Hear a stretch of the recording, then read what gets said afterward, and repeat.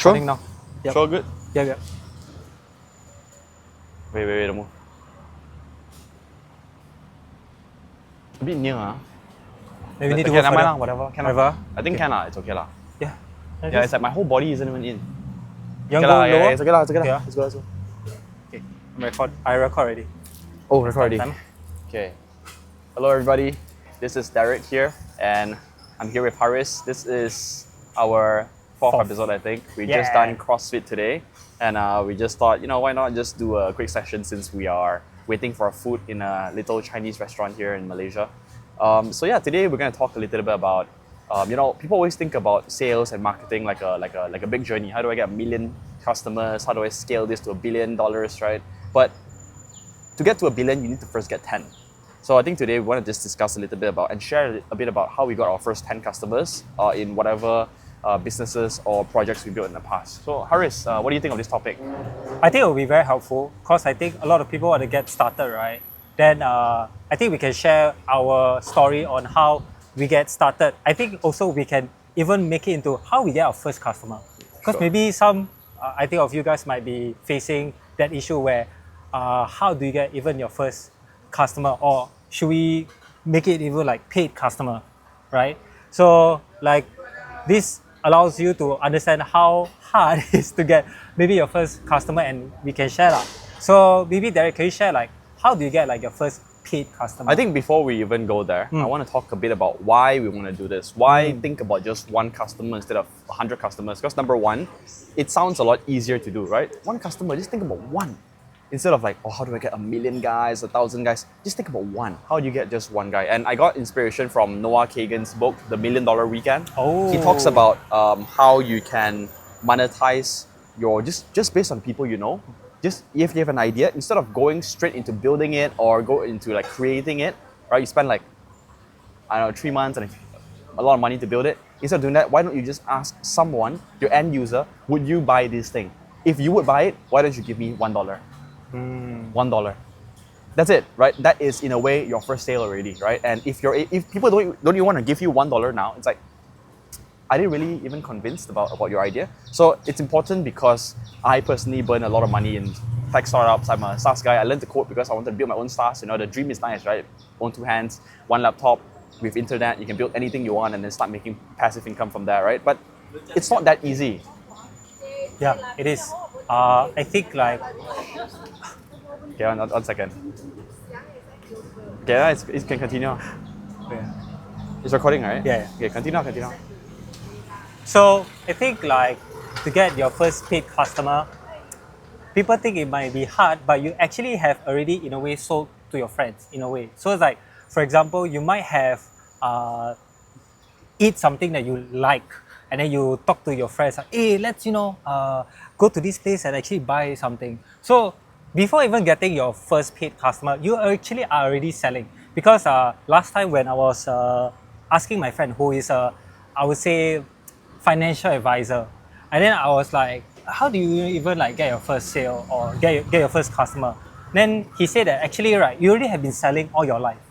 Yeah, Very true. and the thing is that a lot of people think selling is like, oh, I need to convince you, but it's just like how you like, for example, like Deric, hey, there's a beef noodle place, and then he brought me, and then I ate, and in a sense, he was selling me not even his product, but another like So restaurant food. many of us are very confident selling someone else's stuff, but why Correct. don't you sell for yourself, Correct, right? If you have yeah. an idea that you genuinely think will make, you see, for me, I genuinely thought the beef bowl was really good.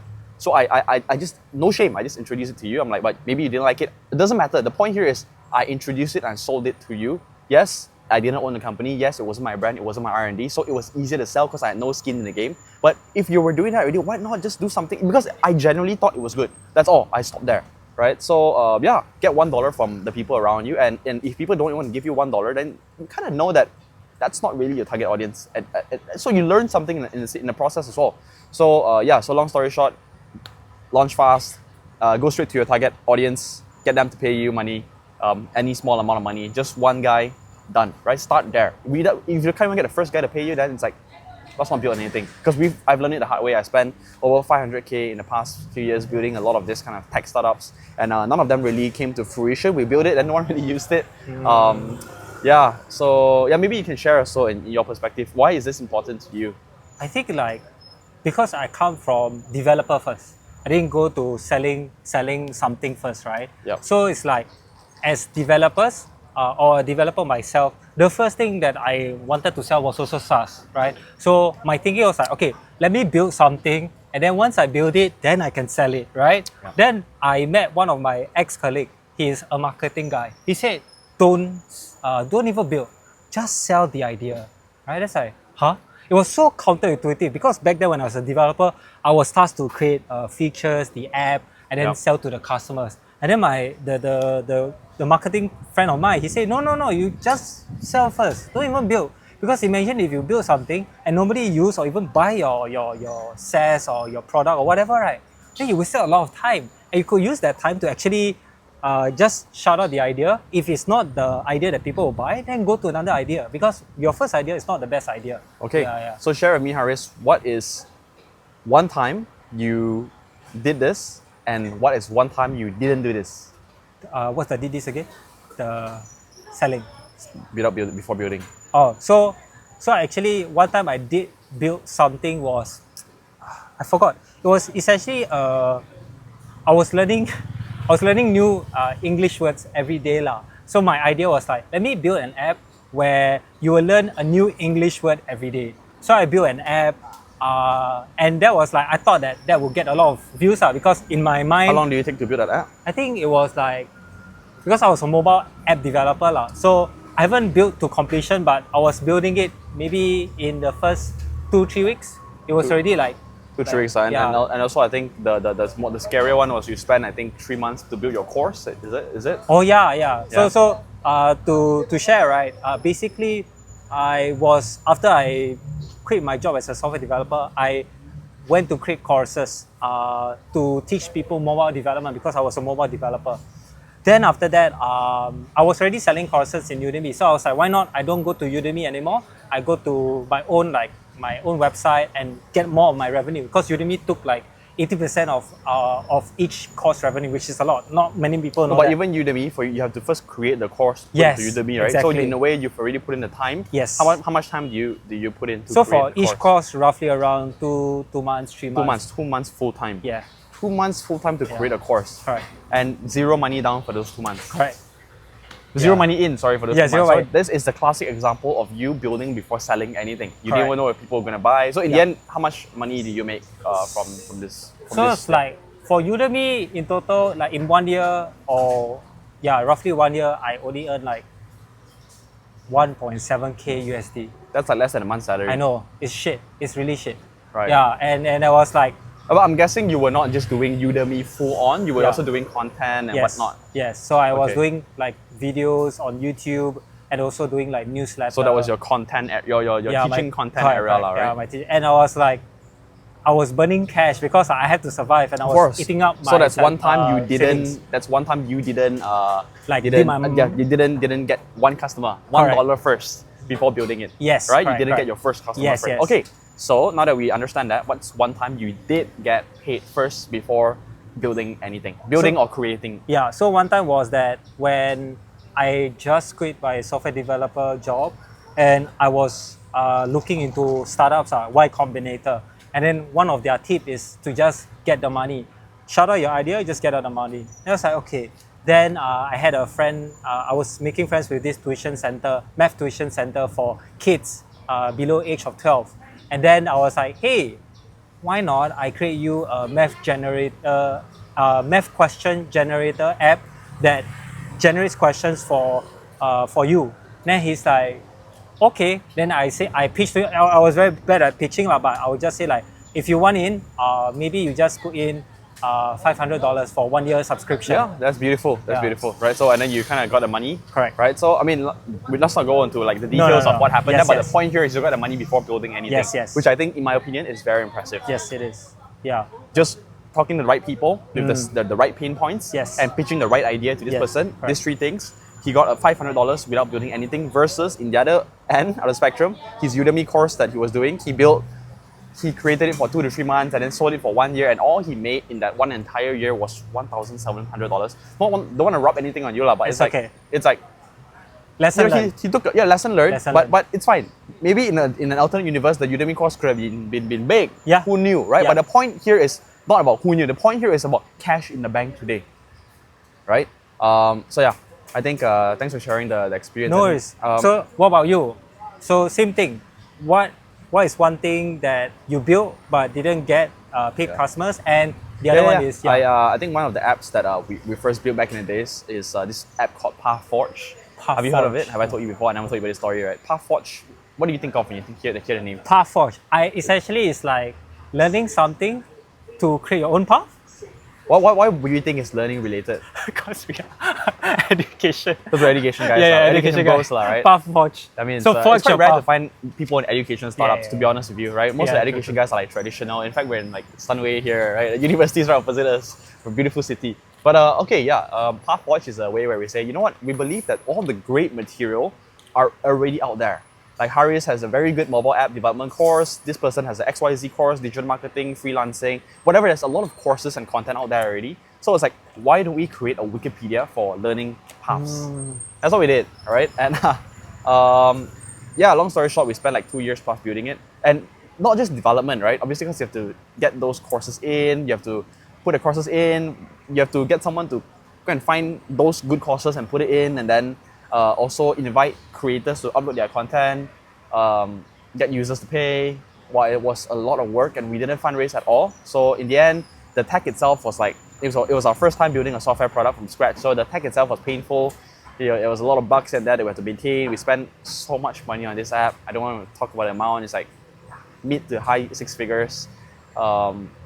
We got a few, like 10, I think more than 10 creators who came on board, which we were very lucky and grateful to have them. But in the end also, they couldn't really sell much on the platform because the platform wasn't designed. Long story short, it was something like school.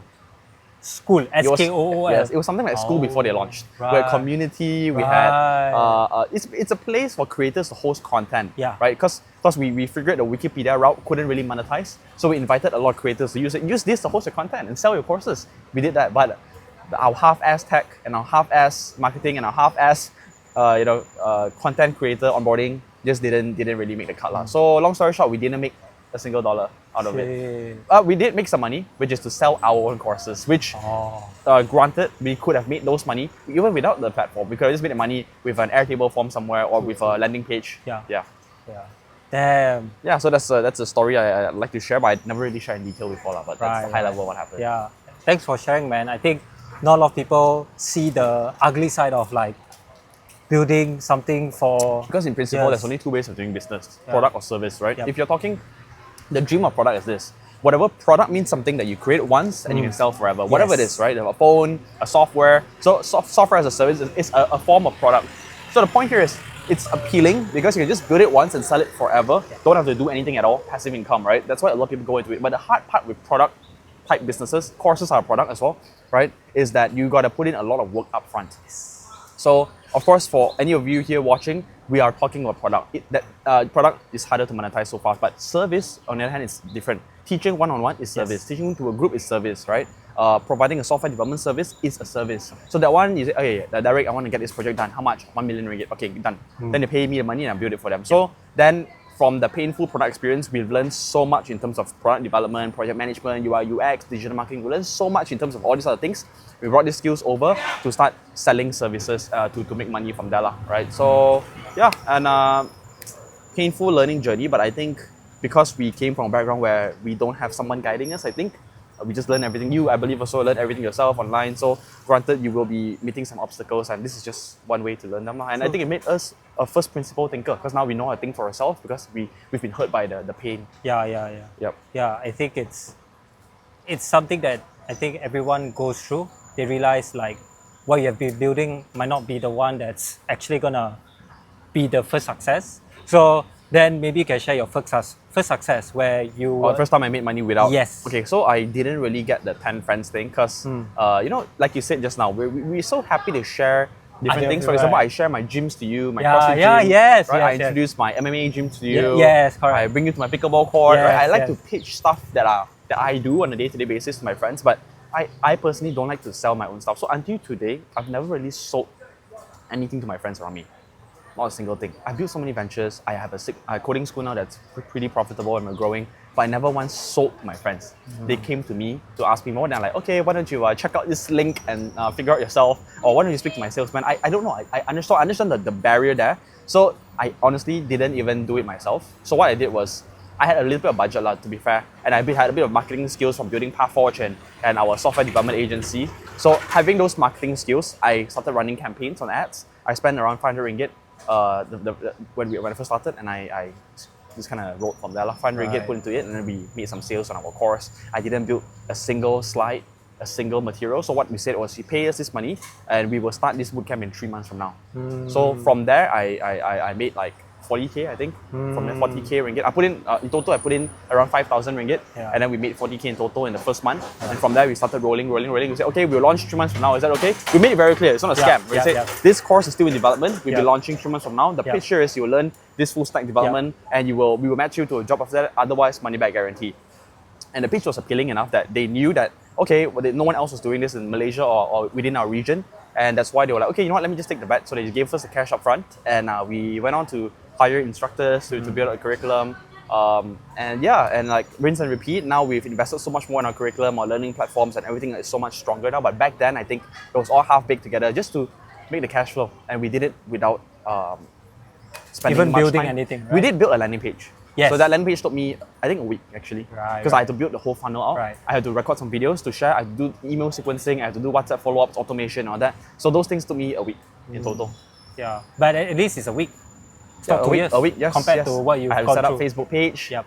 I have to do a landing page, do an email sequence, which all connected through tools and APIs, and this is all automated. 1 week, and after that we launched it and we made our sale on the second week itself. Nice, yeah. So I think like you could see the difference in terms of building something. It definitely will take very long, like building a product, right? Because what Deric is saying is he's not even building a product. He's building just an interface for or a place for Selling an idea. Yes, selling an idea. So Correct. what I didn't sell to my friends. I sold it to the public, right? So I think I sold to a lot of people saw the ad and all that. Right, so, right. but That's good. That's So good. do what you're comfortable with. I had some cash to spare. So obviously, if this didn't work out, I would have burned 5,000 ringgit in 2 weeks' time, right? So if you go straight to your friends, then you would have made more money. You would have not more money, but you would have made money without spending money. Right. Right? Right. Sorry, let me share one more thing, which is when I was learning code last time, I actually did sell to my friends. Not really sell to my friends, but rather my friends came to me because they figured out that I was learning to code. So they came to me to ask me to guide them on how to do their computer science coding interviews. Yeah. So from there on, actually I didn't sell, so I just helped them out. And then they started asking, hey, can you mentor me? Then they started paying me money. So they offered, and I just gave the price. So yeah, that was the one where I didn't have any slides, nothing, just me going there one-on-one, coaching them. But they came to me and asked me. It's like a simple coaching, Correct. coding service. Correct. So same thing, I didn't have to build anything up front. I had to just tell them that I'm there. It's always 3 things, right? Every marketing campaign or every sales process is traffic, conversion, and retention. Your eyeballs, your conversion rate, and also how many people can you keep happy or keep coming back or they will share about you. So 3 things in every marketing campaign. Yeah, okay. Yeah, I think. Yeah. I So think that's right, What do you think after hearing what I said? I think- do you know all these things? I mean, I did know, except for the Pathforge. I think you did mention, but I didn't know what the name was. Yeah. You mentioned the Pathforge Pathforge. built a very strong foundation in our technical infrastructure because we Yeah. understood now how to build front end, how to integrate APIs, how Yeah. to make it secure, Yeah. cloud. Yeah. We use a backend tool called Hasura. How to do authentication. We learned so much over there, and it just went on to our next software project. Right. So yeah, I think in many ways also, I think your Udemy journey, it's not a loss per se, No. because even though the money wasn't that attractive, No. but you learn so much. Yes. So they say, right, in your 20s you learn, Yes. in 30s you try and earn, Yes, right? yes. So if you don't get to earn, you make sure you're learning something, Yes. right? So in this case, I think at least you learn, but of course in the best world is you learn and you earn together. Correct. Yeah. Yeah.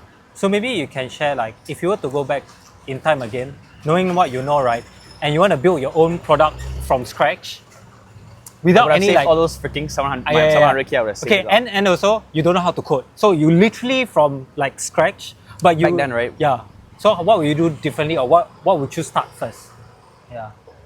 So you know how to market and stuff, but you don't know how to code because it's not fair lah. Because you go back in time, you know how to code. Obviously, you can make a lot more Okay, money, right? okay. But like, what would you do? What would you start first? Like, would you sell first? Would you market first? Would you learn to code first? Yeah. Oh, that's a very good question because I'm 27, 26 plus 27 now. Yeah. If I went back in time, I was 22 years old, dude. 22 years old, honestly, there was a lot. I think it was a good buffer period for me to learn things, to be honest with you. Just learn. I feel like that learning was necessary. Maybe I would have I would have still spent time learning to code. I would have still spent time learning skill stacking, as I call it, right? Stacking many skills on top of each other, digital marketing, tech, sales. I would have still combined all these skills in a bundle. So I wouldn't have specialized. That's for sure. It's a very big dilemma in my life at that point was, should I specialize and go deeper into finance or whatever one skill, or should I just be a generalist and just go full stack, a full stack person, right? As they call it. So I think my parents and the society always says go and specialize in things, but I would have still learned how to code. But I may have saved a lot of the money when it came to building the software lah. And trying to simply, because I was just very, very simply, I was like, how are you going to run a business if you're not even willing to spend money, right? That's my kind of mindset. But I was like, actually now thinking back, there's a lot of ways where you could have just saved on a lot of money, you didn't have to spend. Yeah. So that's for me. Like, what about you? What would you have done differently? For me, to be honest, right, back then, when I was learning to code, it's essentially for me to earn more money, right? Eventually, it became like, it was successful to me. But one thing that I would do differently is that I would honestly learn more sales. I feel that if I learn sales, then I can, maybe after like my coding career, I will immediately go to sales so that I can know how to sell to someone and build that tough skin for but rejection. is there any regrets? Anything you wouldn't have done? Because obviously, if you have all the time in the world, yeah, sure, add sales. What would you have given up to do this? Right. That's the hard part, right? Yeah, Which it's like, to be honest, right, if I know what I know now, I will probably start with, to me now, I will start with sales instead of coding. Yeah. Because objectively, right, coding was the solution to getting more money, which it is. But the thing is that, so even from back in the days, the only reason why you learned to code was to get more money. Correct. Okay, then I think our starting points are very different already. For me, the starting point was to build something and just leave it there forever. I wanted to build for me. I wanted to always be building stuff. I can see it. Correct. For you, it's make more money, full stop. Definitely, yeah. Because and then coding would... I mean, coding is a good way to make money. It is a good way to make money. No, of course. But you just chose to go down the Udemy path. You could have went on to be a developer. Exactly. It's much more. like basically, all right, either I go sales, then maybe learn coding, or I go coding, then go to sales. Get what I mean? So sales must be like, for example... Okay, so you said you would have swapped the sequence, but either way, you still would have learned to code. Sales, correct. Yes, correct. You wouldn't give up code? No. Just change sequence? Correct. So when you were... Sorry, how old were you? 20 years old in Gardens by the Bay? 25, 24? 25, 24 years old at Gardens by the Bay. You would have... Your first thing, you would have went to a sales course? If, right, there was an article saying you can get 10K per month if you did sales, I will go to the sales course. Really? I'm not kidding. So you were just that desperate? Honestly, I was very desperate. But your whole life trajectory would have been so different. I know. I'm not kidding. I'm one ad away to join a sales course. Really? I'm not kidding. Because that so article... you were quite top funnel. Very. So we should do marketing content that are targeted like this. Learn to code, make more money, full stop. No need to go deeper into like, building a live, building software. I mean, that's me. Because I was learning something that I know that wouldn't make me money because I was in psychology. Right? And then I already surveyed the industry. Too many people, not enough jobs. I was like, what the hell, man? That's like, what's the best way can I get a career? And then it's like, okay lah. And then the article said, you can be a software developer in 3 months. Then I was like, how much you earn? You know, like you can earn 100K in 1 year. So I'm like, okay, it's raining. Yeah. No, it's not raining. It's the water from the trees. It's still impressive. Yeah. No, it stopped now. Okay. So but either way, I will learn sales. Like even if I learn coding first, then I should have gone to a sales course or just like do a sales job, maybe part-time or join financial advisory or something like that. Just to get my sales skill in. Yeah. Because I'm very I'm very money-minded. You know. So that's me. Right? Yeah. Because marketing-wise, I think I will still do it, but it's just that if I knew sales, then maybe I complete my whole set of like skills that I want to create a business of, something like that. Yeah. But you wouldn't have skills to create product? I can hire someone. Yeah, I'll probably be someone who sucked at like not knowing to code or whether someone is a good developer or not. Yeah. Yeah. You know how that turns out, right? Yeah, I know. Okay, cool. Nice.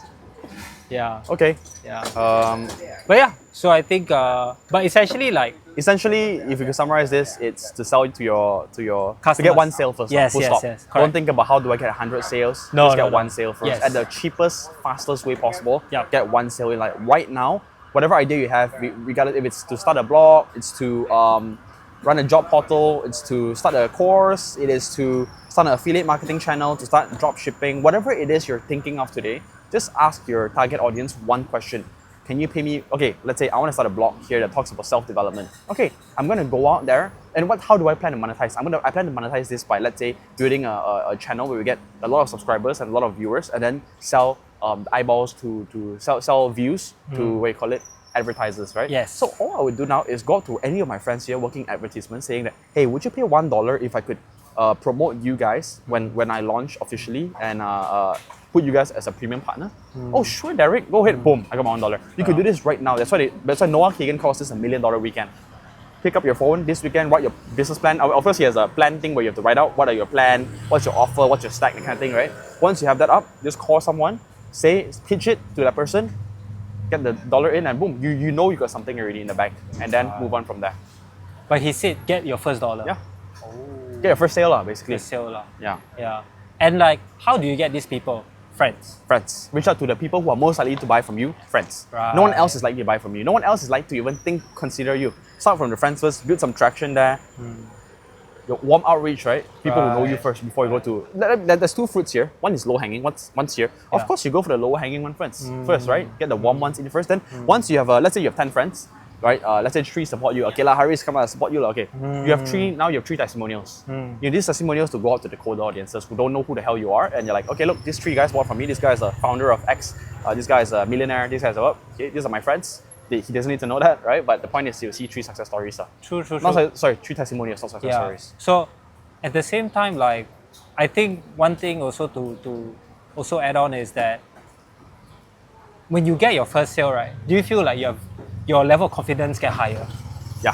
Right? Yeah. Like, It keeps like, you going. is You're like, that- okay, it's validated. Yeah, People yeah. want this shit. Correct. So it's I'll pay like money for this. Like when someone pays something, it's like as close to someone complimenting you, and you want to have more of that. Yeah. And then, of course, this is for the $1 thing. It's meant for very early stage, idea stage people. You're pitching an idea for $1, right? But of course, if you already have a product that you're building already, like your Udemy course, for example, let's say you are 2 weeks in building this already, right? So, and you're watching this video, what I'm trying to tell you is, to the Haris back then who was building this course for 2 weeks, what I'm trying to say here is, go straight to your target audience and say, if I finish this, would you buy this for X amount of money? Pre-order Just lah. get one sale first. Yeah.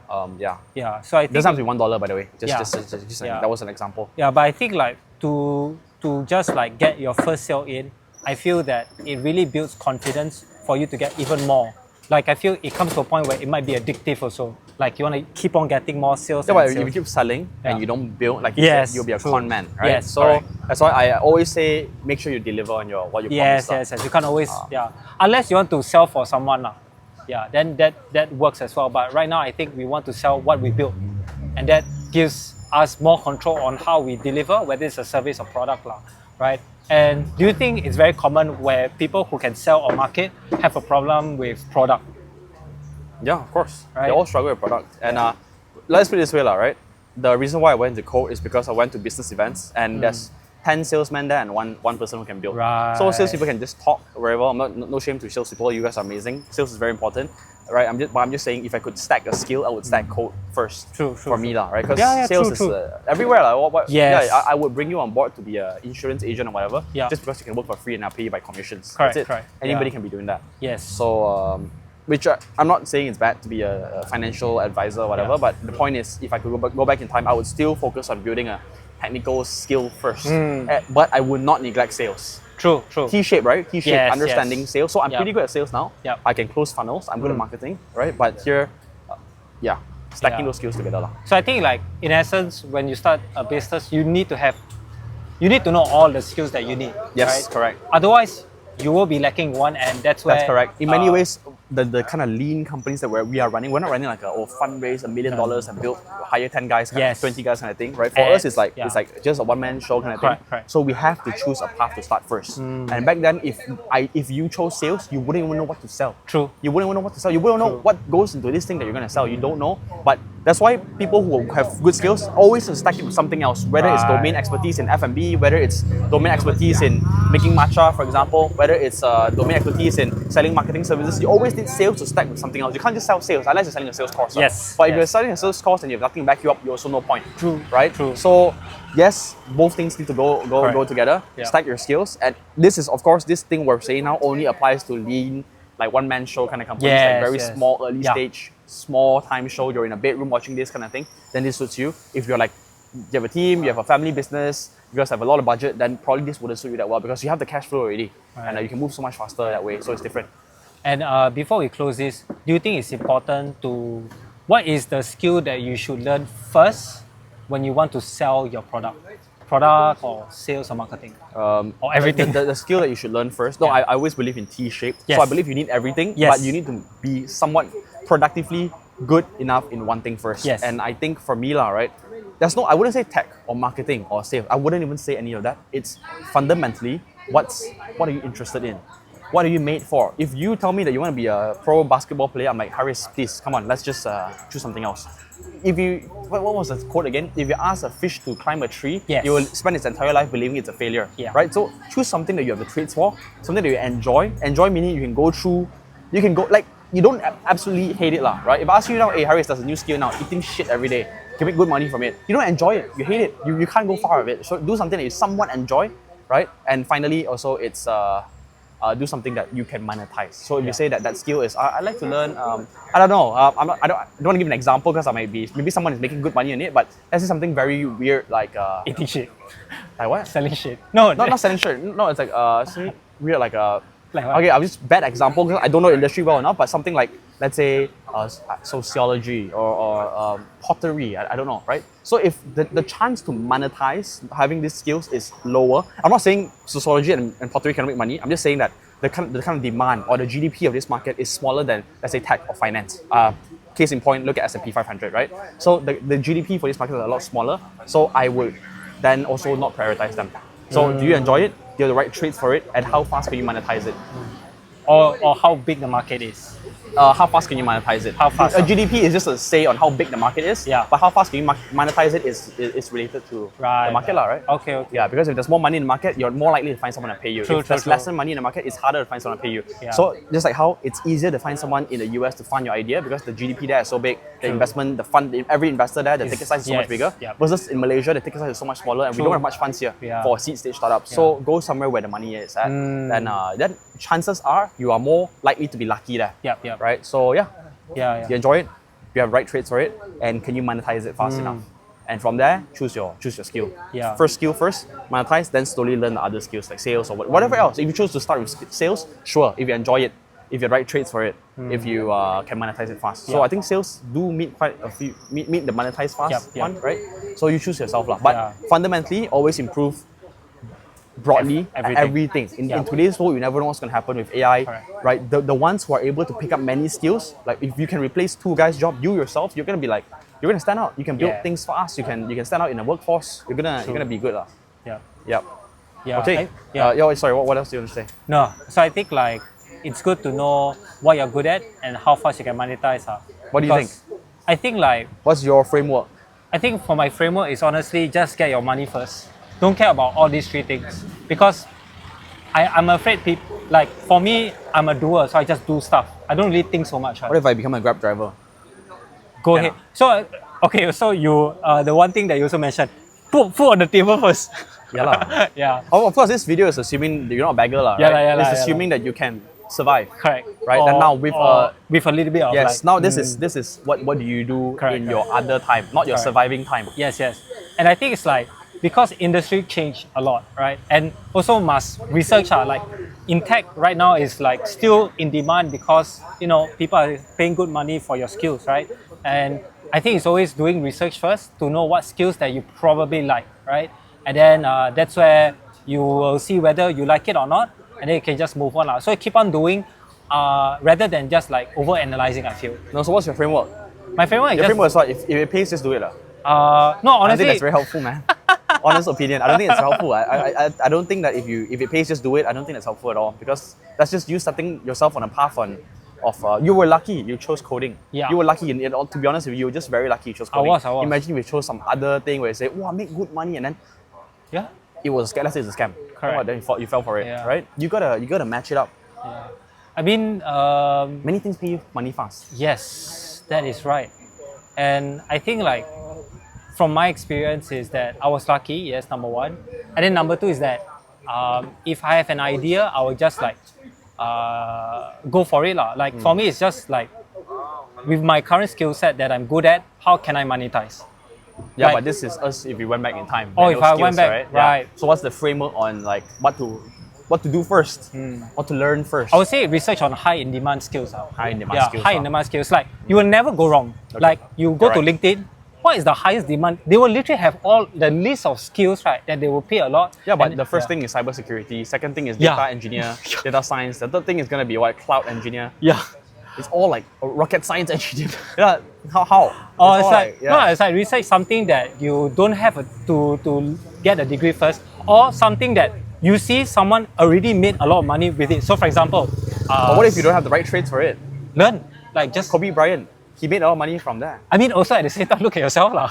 Yeah, Right? yeah. So, Look at so it yourself. cannot just be which one is paying the most. Yeah, yeah. It has So- to suit your traits as True well. lah, true lah. It's like, for example, you want to be a K-pop idol. It's like, for dude, example. everyone want to be a K-pop idol. I don't, but Yeah, I mean, don't. no, sorry. I don't. A lot of people want to be a K-pop idol. Like, Yes, but but look you in the have the right mirror. trait. Yes, look in the literally. Hey, no. come on. You have to be very good looking to be Yeah. K-pop already. Okay, first of all, Some of them were very I average wanted to be a looking. K-pop idol. Okay, nah. Something I never shared to you. No, but why you laughing? It's a joke. It's a joke, right? No, no. Oh, it's not a No, joke. it's not. It's not. I literally. Sorry for laughing. It's not. No. Okay, no, but you have to. Okay, first of all, you have to look in the mirror, literally, and see like you see the best, and do you fit their whatever. So it's like, for example, Mark Zuckerberg. It's like he's just an average.